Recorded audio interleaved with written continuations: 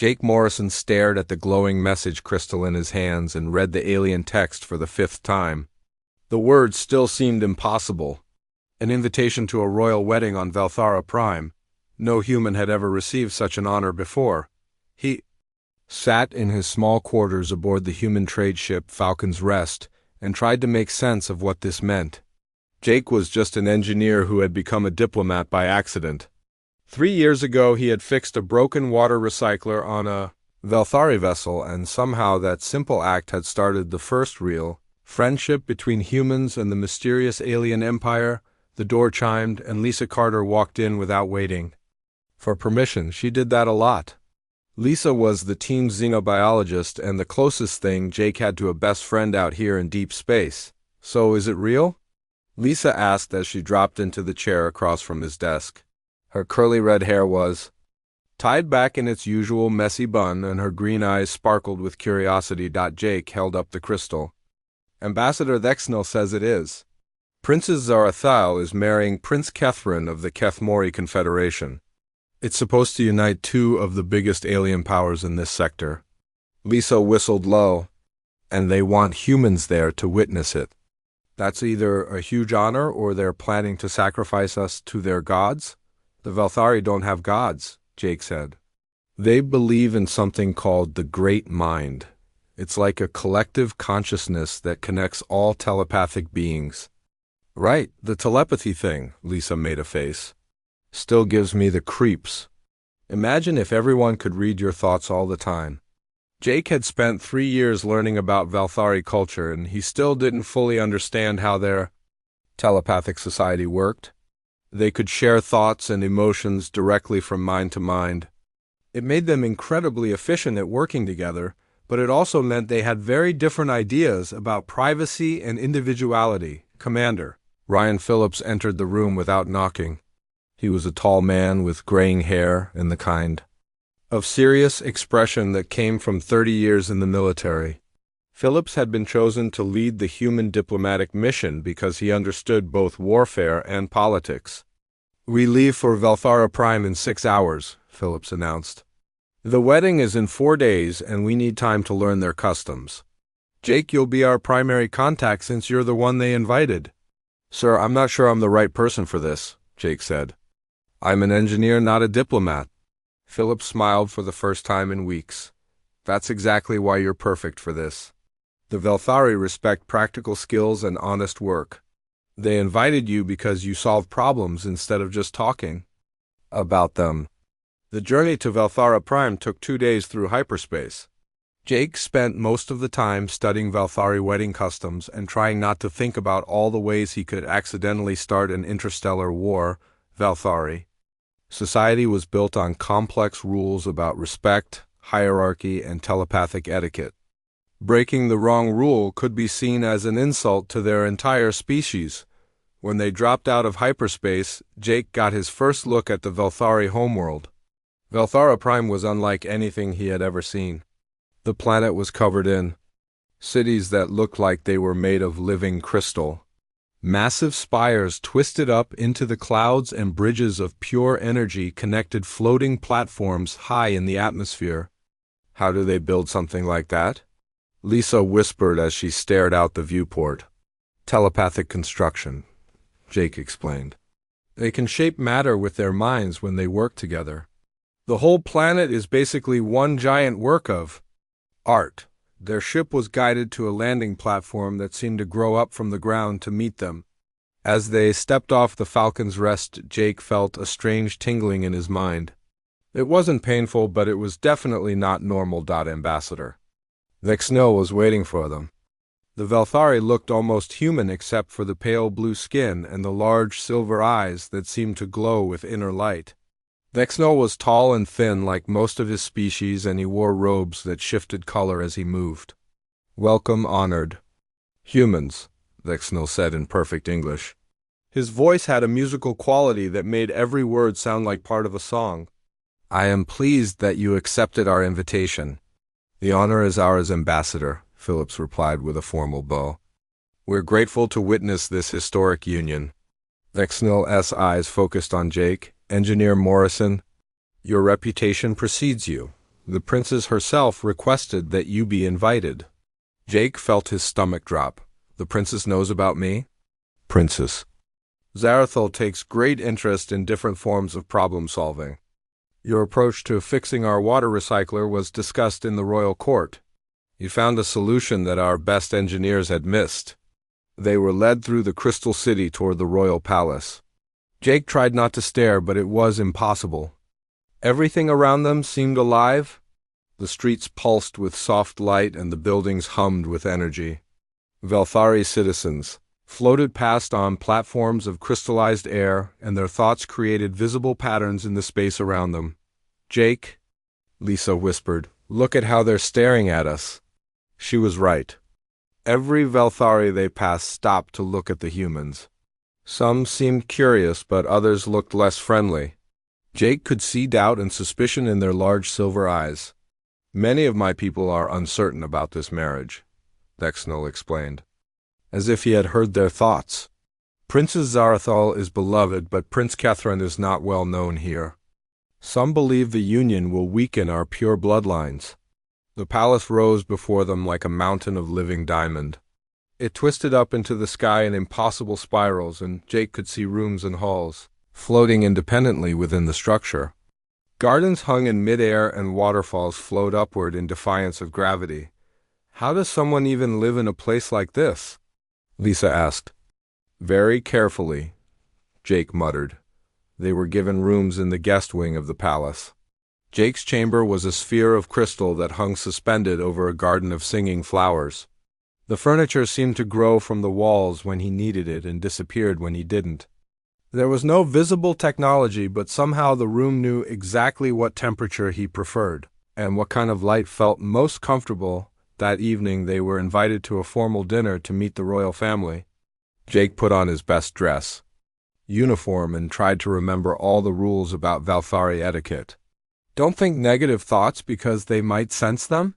Don't touch anything without permission. Don't speak unless spoken to first. The dining hall was a vast space filled with floating tables and chairs that adjusted themselves to each guest. King Velmer sat at the center on a throne that seemed to be made of solidified starlight. He was ancient even by Velthari standards, and his presence filled the room like a gentle but overwhelming weight. Prince Catherine sat to the king's right. He was younger than Jake had expected, with sharp features and eyes that seemed to calculate the value of everything they looked at. When he was introduced to the humans, his smile never reached his eyes, but it was Princess Zarathul who caught Jake's attention completely. She sat gracefully beside her father, wearing robes that sparkled like captured moonlight. Her silver hair fell in waves around her shoulders, and her skin had the same pale blue tint as all Velthari, but her eyes were different.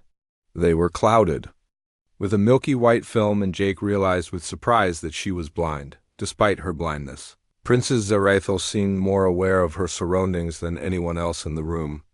When she was introduced to the human delegation, she tilted her head slightly as if listening to something only she could hear.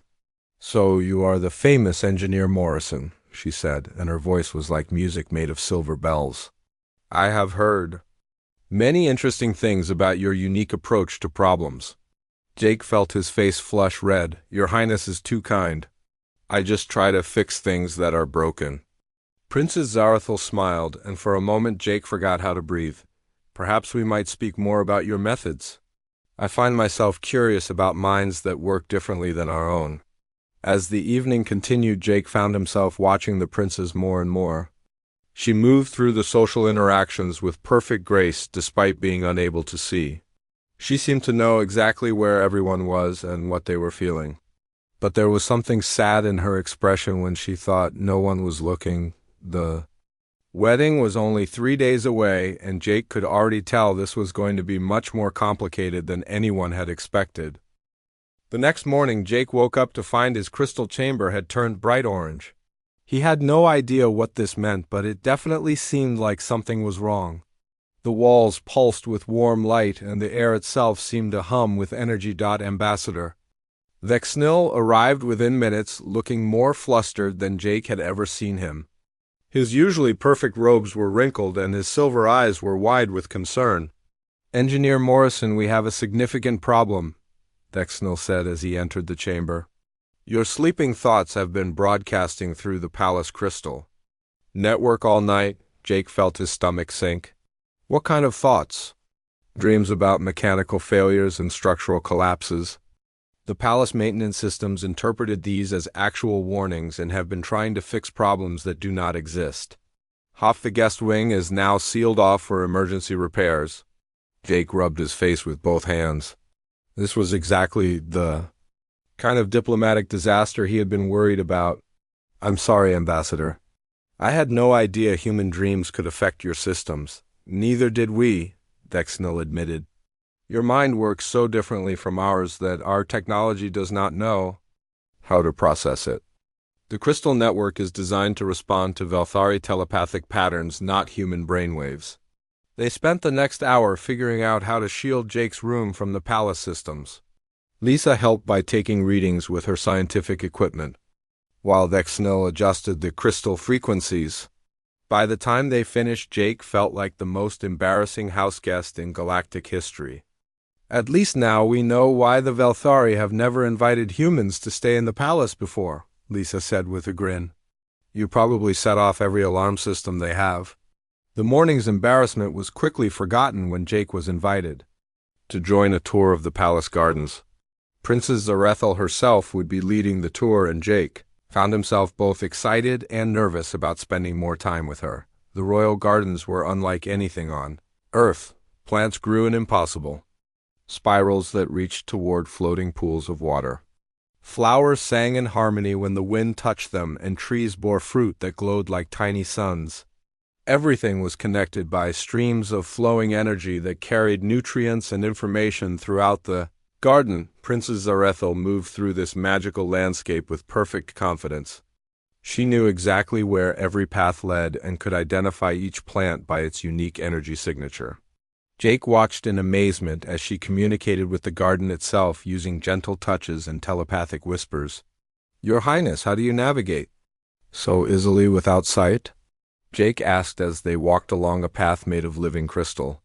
I see through the great mind, she replied with a smile. Every living thing in the garden shares its awareness with me.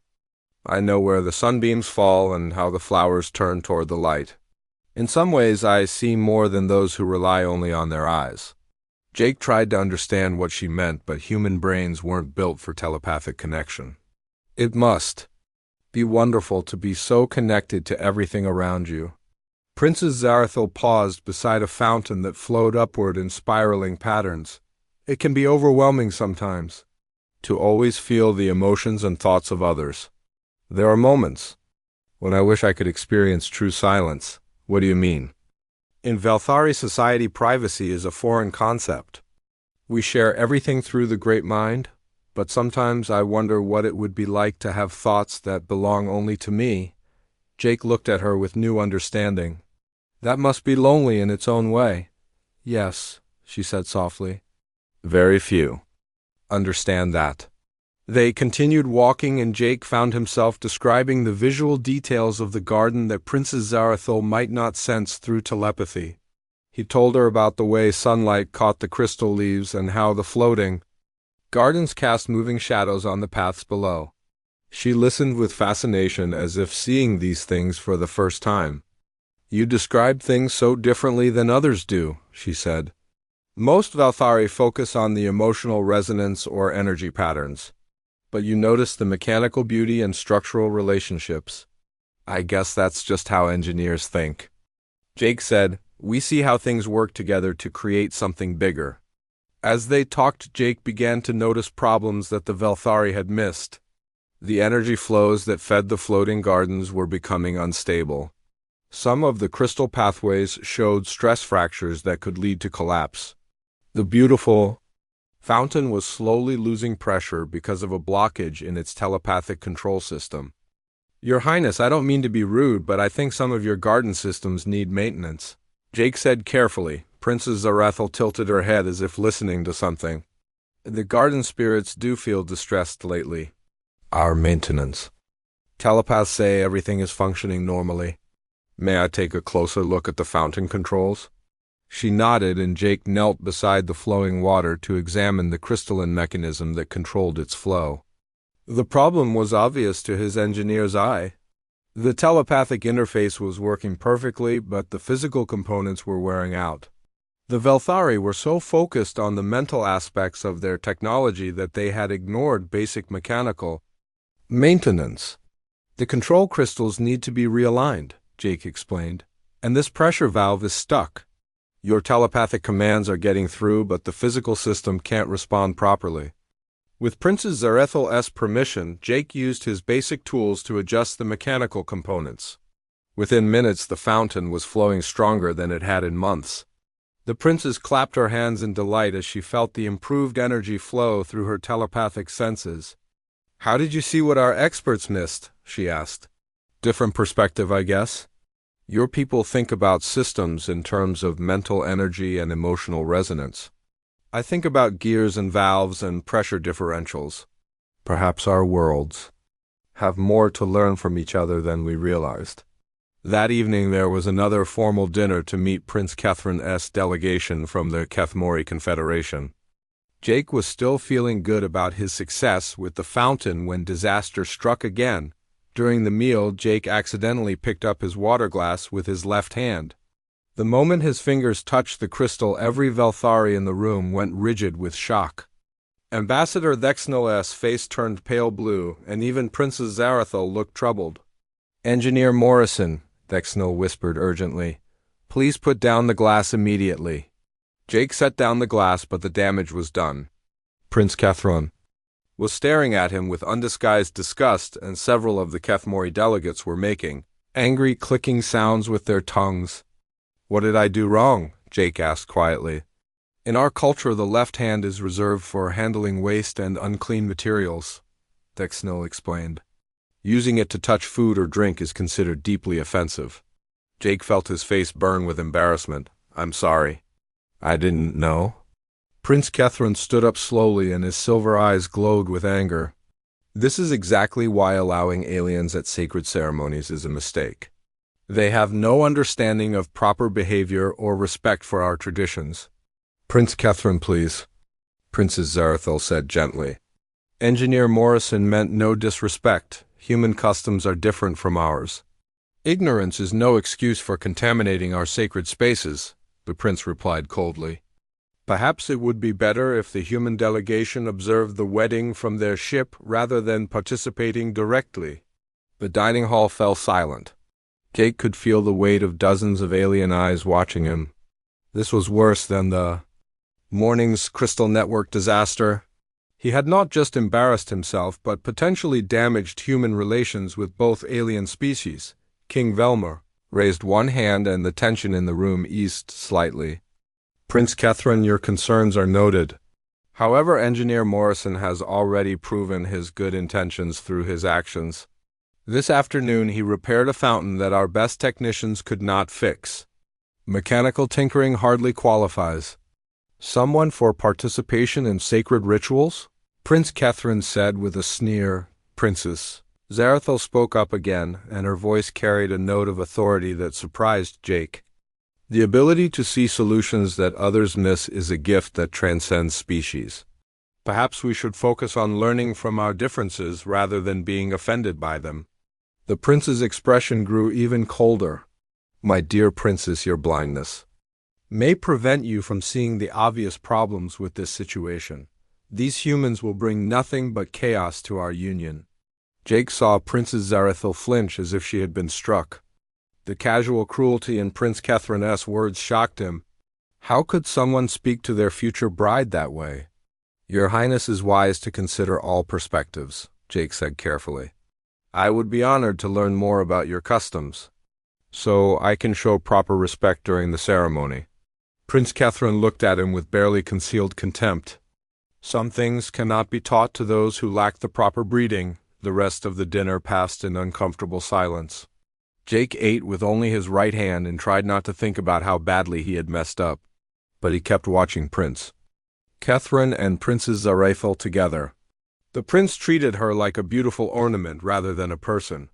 He never asked her opinion and seemed annoyed whenever she spoke. After dinner, Princess Zarathil approached Jake privately.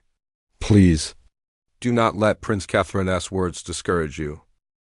The morning of the royal wedding arrived with great ceremony across SciFiPrime. Jake woke to find his crystal chamber filled with soft music that seemed to come from the walls themselves. Outside his window, the entire city sparkled with celebration lights and floating platforms carried guests toward the palace. Jake put on his formal dress uniform and tried to calm his nerves. After 2 days of cultural mistakes, he was determined not to embarrass himself or humanity during the most important ceremony in Velthari history. Lisa knocked on his door and entered looking nervous but excited. Ready for the big day? She asked while adjusting the ceremonial sash that Ambassador Thexnell had given her to wear. As ready as I can be, Jake replied. Just promise me you'll kick me under the table if I'm about to do something stupid. Deal, but try not to accidentally destroy any more palace systems with your brainwaves. They made their way through corridors filled with wedding guests from across the galaxy. Jake recognized several alien species he had only read about in xenobiology textbooks. There were the tall crystalline beings from the Sigma Collective and the floating gas creatures from the Nebula Courts. Everyone seemed excited about witnessing the union that would create the most powerful alliance in this sector of space. The sacred crystal chamber was the most beautiful and terrifying place Jake had ever seen. The vast hall was carved from a single enormous crystal that reached deep into the planet's core. The walls pulsed with inner light and the ceiling disappeared into darkness high above. Massive crystal formations hung from invisible supports, creating a forest of glowing pillars throughout the space. Ambassador Thexnell led the human delegation to seats near the front where they could observe the ceremony clearly. Remember that. During the telepathic bonding ritual, you must remain completely silent, he whispered. Any mental disturbance could disrupt the sacred connection. Jake nodded and tried to keep his thoughts calm and neutral. The last thing he wanted was to accidentally broadcast human emotions during the most holy moment of the ceremony, the wedding. Guests filled the chamber, and their combined telepathic presence created visible patterns of light in the air above them. Jake could feel a strange pressure in his mind as hundreds of alien thoughts swirled around him. It was like standing in the middle of a storm made of pure consciousness. King Velmor entered wearing robes that seemed to be woven from starlight itself. He took his place on a throne that had grown from the chamber floor and raised his hands for silence. The telepathic noise in the room faded to a gentle hum. Princess Zarathil appeared at the chamber entrance and Jake forgot how to breathe. She wore a gown of silver fabric that flowed like liquid mercury, and her hair was crowned with crystals that caught and reflected the chamber's inner light. Despite being unable to see, she moved with perfect grace toward the ceremonial circle at the center of the room. Prince Catherine followed, wearing elaborate robes, decorated with the symbols of both kingdoms. He looked confident and pleased as he acknowledged the cheers of his supporters. But Jake noticed that he barely glanced at Princess Zarathil, and showed no emotion when she smiled at him. The high priest began the ceremony with words in the ancient Velthari language that Jake could not understand, but he could feel the power building in the chamber. As the telepathic energies of all the guests began to focus on the royal couple, the crystal formations around them started to glow brighter, and a deep harmonic tone filled the air. As the ritual continued, Jake found his engineer's eye wandering to the massive crystal structures hanging above the ceremony. Something about them bothered him, but he could not quite figure out what it was. The crystals were beautiful, but there was a subtle wrongness in the way they were vibrating. The ceremony reached its most sacred moment as Princess Zarathil and Prince Catherine joined hands in the center of the telepathic circle. Every guest in the chamber focused their mental energy on the couple as the high priest began the bonding chant. The crystals above pulsed in rhythm with the ancient words, and the harmonic tone grew deeper and more powerful. That was when Jake realized what was wrong. The harmonic frequency was building toward a resonance point that the crystal structures could not handle. He had seen similar problems in bridge construction, where wind could create vibrations that would tear apart even the strongest materials. The combined telepathic energy of hundreds of minds was creating a feedback loop in the chamber's crystal matrix.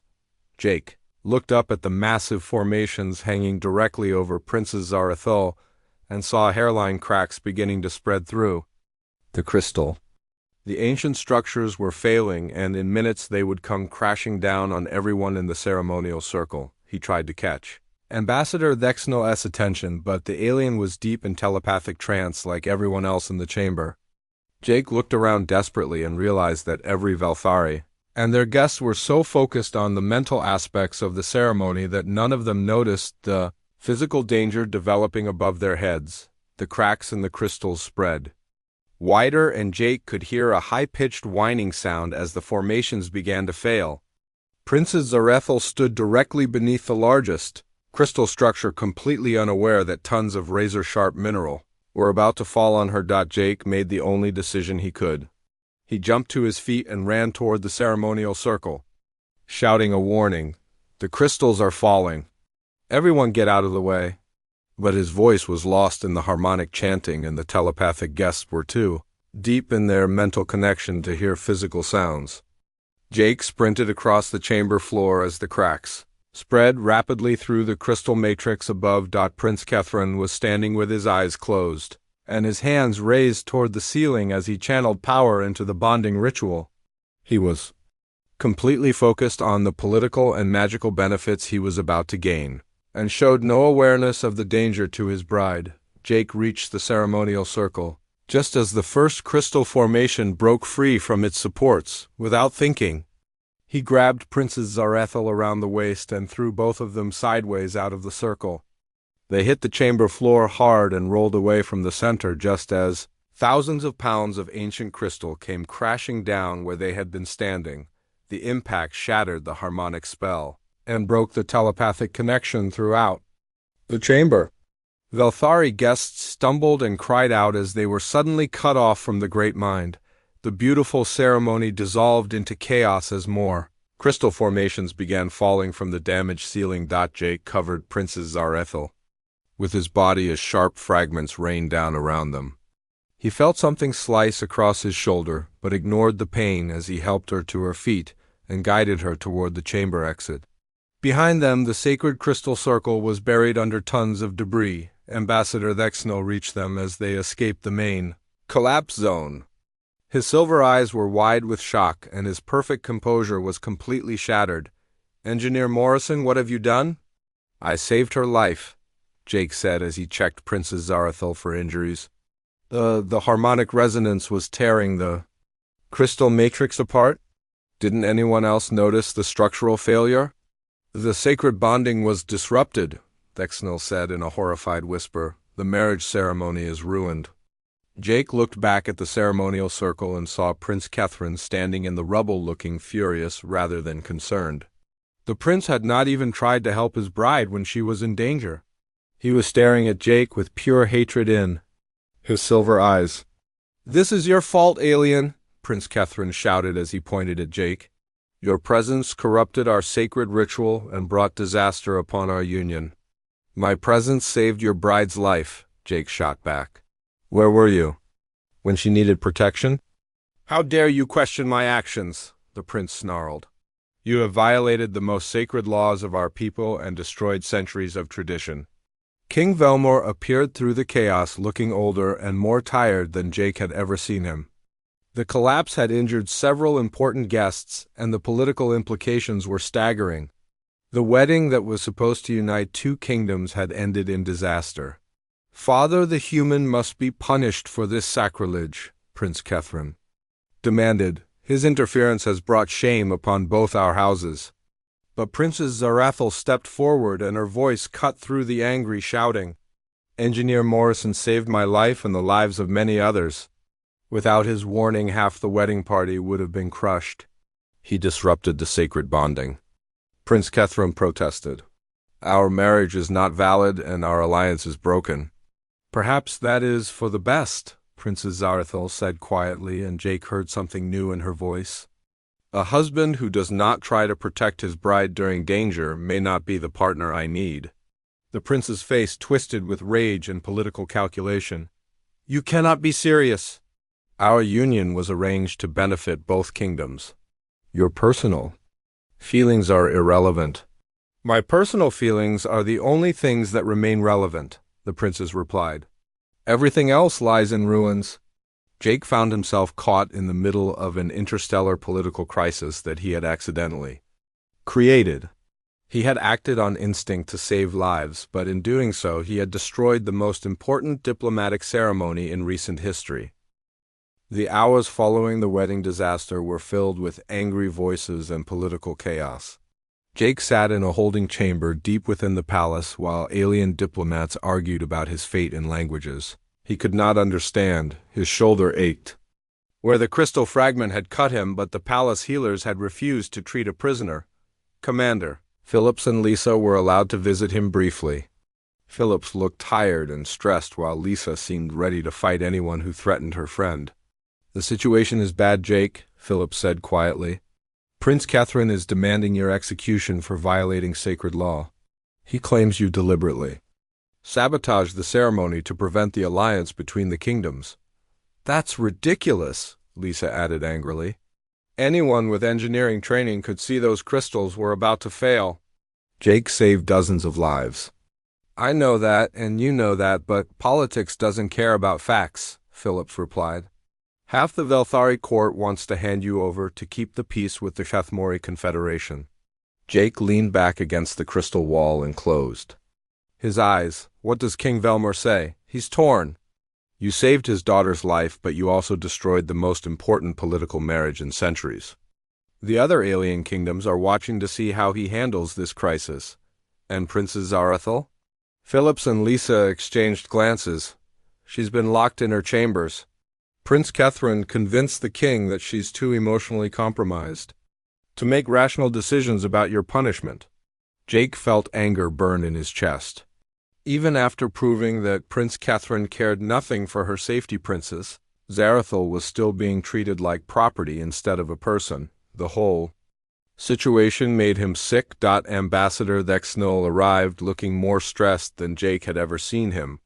His usually perfect robes were wrinkled and his silver eyes were dim with exhaustion.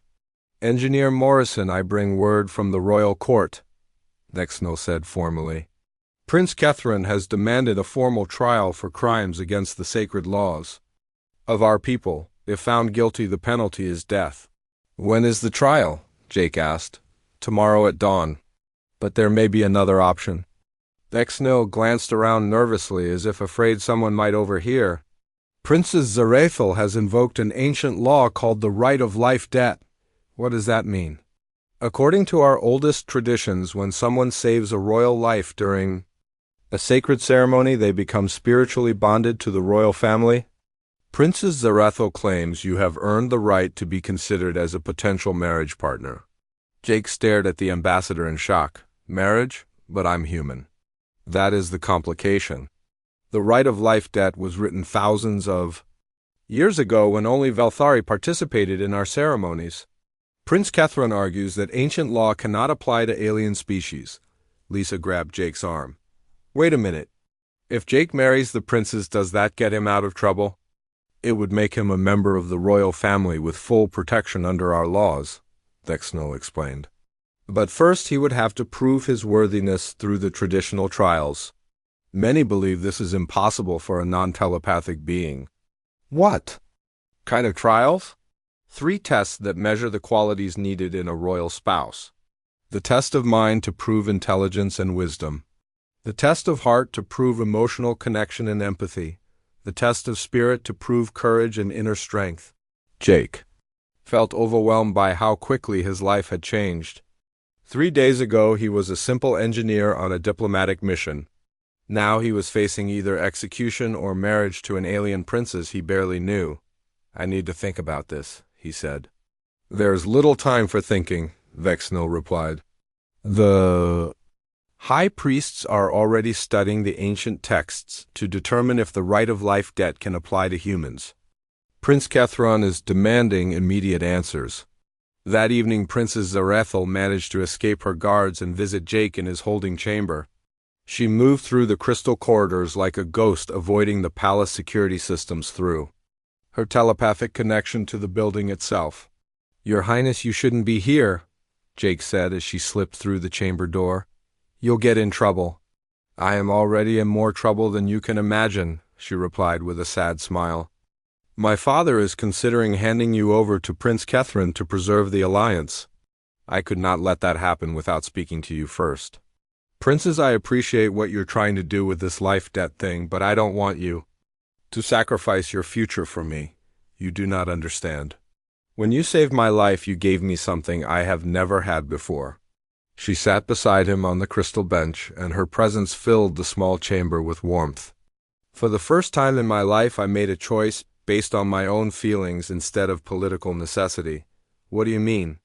"I have been promised in marriage since childhood. First to Prince Velkar of the northern provinces, then to Lord Dexmore of the Crystal Cities, and finally to Prince Catherine. I have never been asked what I wanted or who I might choose for myself." Jake looked at her beautiful face and saw the loneliness he had noticed before. "That must have been hard." "It was the only life I knew until yesterday. When you pulled me from danger without thought for your own safety or political consequences, you showed me what it means to act from the heart instead of duty. But Your Highness, I'm just a human engineer. You're a princess of the most advanced species in the galaxy. We're from completely different worlds." Princess Zarethel reached out and touched his hand. Her fingers were cool and soft against his skin. "Do you know why I find you so fascinating, Engineer Morrison?" "No, Your Highness." "Because when I try to read your thoughts, I find only silence. For someone who has lived her entire life surrounded by the constant noise of other minds, you represent something I have never experienced: peace." Jake felt his heart racing as he realized what she was saying. "You can't read my thoughts? Human minds work differently than ours. Your thoughts create patterns that our telepathic abilities cannot interpret. When I am near you, I experience true quiet for the first time in my life."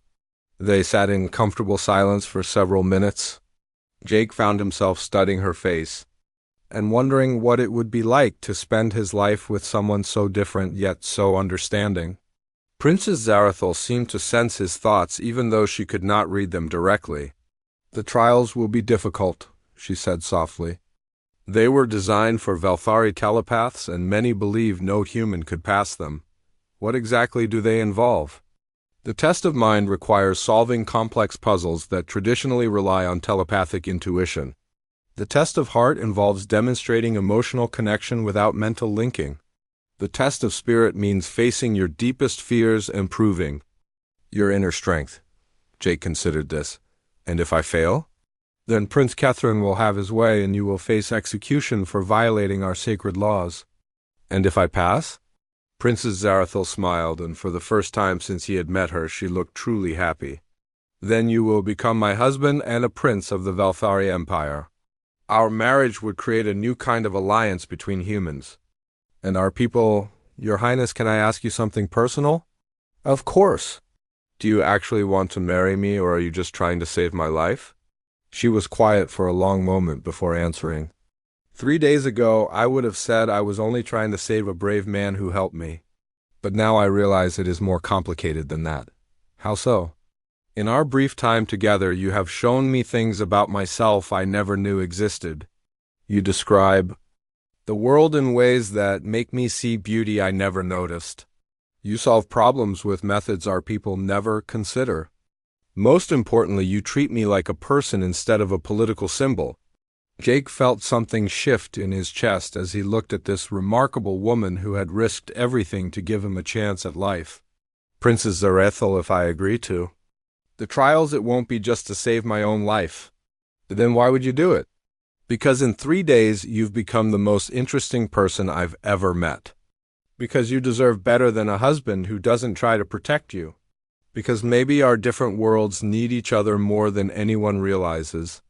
Princess Zarethel reached out and touched his face with gentle fingers. "Then you will attempt the trials?" "Yes, Your Highness. I'll try to prove that a human engineer can be worthy of a Velthari princess." She leaned forward and kissed his forehead softly. "I believe you already have." After she left, Jake lay on the crystal bench staring up at the glowing ceiling and thinking about how much his life had changed. Tomorrow he would face trials designed to test abilities he did not possess, for the right to marry someone he was only beginning to know. But for the first time since the wedding disaster, he felt hope instead of fear. Outside his chamber, he could hear the sounds of the palace preparing for the trials. Whatever happened tomorrow would determine not just his fate, but the future relationship between humans and the Velthari Empire. No pressure at all. Dawn came too quickly for Jake's liking. He was awakened by the sound of ceremonial bells echoing through the crystal corridors of the palace. Today he would either prove himself worthy of Princess Zarethel or face execution for crimes against Velthari Sacred Law. Ambassador Thexnell arrived with formal robes for Jake to wear during the trials. The fabric was woven with patterns that seemed to shift and move in the light, creating an almost hypnotic effect. "These robes will help you during the telepathic portions of the trials," Thexnell explained as Jake put them on. "They amplify mental energy and may allow you to interface with our testing systems despite your human limitations. Any other advice?" Jake asked as they walked toward the trial chamber. "Remember that these tests were designed for our people. Do not try to think like a Velthari. Use your human perspective and problem-solving methods. Sometimes a different approach is exactly what is needed." The trial chamber was smaller than the wedding hall, but no less impressive. The walls were covered in ancient symbols that glowed with inner light, and the air hummed with telepathic energy. King Velmer sat on a simple throne flanked by the high priests who would judge Jake's performance. Prince Kethrin stood to one side with his supporters looking confident that the human would fail. Princess Zarethel sat near her father, wearing a gown of deep blue that made her silver hair shine like starlight. She gave Jake an encouraging smile that helped calm his nerves. The high priest stepped forward and spoke in the ancient ceremonial language before switching to English for Jake's benefit. "Engineer Morrison, you have invoked the right of life debt through your actions during the sacred wedding ceremony. To claim this right, you must prove your worthiness through 3 trials that test the qualities needed in a royal spouse." "I understand, Your Holiness." "The first trial is the test of mind. You will be presented with 3 puzzles that traditionally require telepathic intuition to solve. You have 1 hour to complete all 3. Jake was led to a crystal table where 3 complex devices waited for him. The first looked like a sphere covered in moving symbols. The second was a series of interconnected rings that rotated in impossible patterns. The third appeared to be a miniature version of the palace's crystal garden with tiny plants that shifted and changed as he watched. These puzzles test wisdom, logic, and understanding of natural harmony, the high priest explained. Most Velthari solve them by feeling the correct answers through telepathic connection. Jake studied the first puzzle and immediately saw the problem. The moving symbols were creating a mathematical sequence, but the pattern was based on emotional resonance rather than pure logic. For a telepathic species, this would be intuitive, but for a human, it required careful analysis. Instead of trying to feel the right answer, Jake began mapping the symbol movements on paper. Within 20 minutes, he had identified the underlying mathematical relationship and solved the puzzle. The sphere chimed softly and turned from red to green. The second puzzle required understanding how the rotating rings affected each other's movement. Again, Jake ignored the telepathic approach and treated it as a mechanical engineering problem. He calculated the gear ratios and momentum transfers until he found the combination that would align all the rings simultaneously. The third puzzle was the most challenging because it dealt with living systems rather than mathematics or mechanics. The miniature garden responded to some form of energy input, but Jake could not sense what it needed. He spent precious minutes observing the tiny plants before realizing they were responding to light wavelengths. Using his engineering knowledge of optics, Jake adjusted the crystal formations around the garden to focus different colors of light on specific plants. The garden bloomed into perfect harmony just as time ran out. Prince Kethrin looked shocked that Jake had passed the test of mind. "Impossible." No non-telepath has ever solved those puzzles.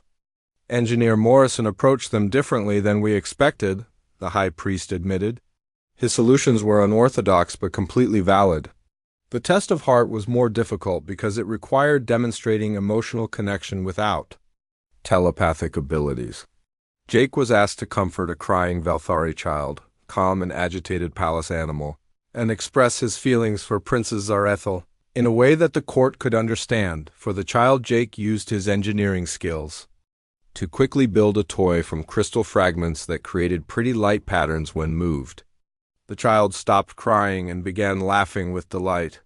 The palace animal was frightened by the telepathic noise in the chamber, so Jake created a small shield using his knowledge of electromagnetic fields that blocked the mental static and allowed the creature to relax. But expressing his feelings for Princess Zarethel was the hardest challenge because emotions could not be measured or calculated.